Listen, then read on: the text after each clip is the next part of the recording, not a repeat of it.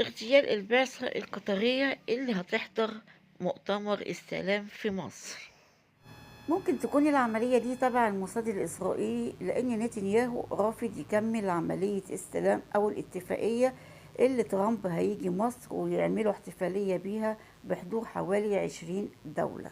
بالفعل نتنياهو أعلن إن هو مش موافق على الاتفاقية ديت، لأن في بنود كتير ضد مصلحة إسرائيل، وبالتالي ترامب مصر عليها، وده عقاب لإسرائيل ونتنياهو على الأحداث بتاعة جائزة نوبل للسلام. ده بيأكد لك امتداد النظام الصهيوني داخل الدول مثل الأخطبوط.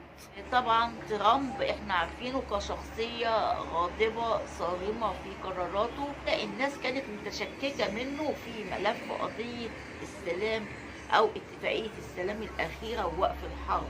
وأنا واحدة من الناس اللي بقول احتمال 90% إن يتم فعلا انسحاب إسرائيل بقرار الرئيس الأمريكي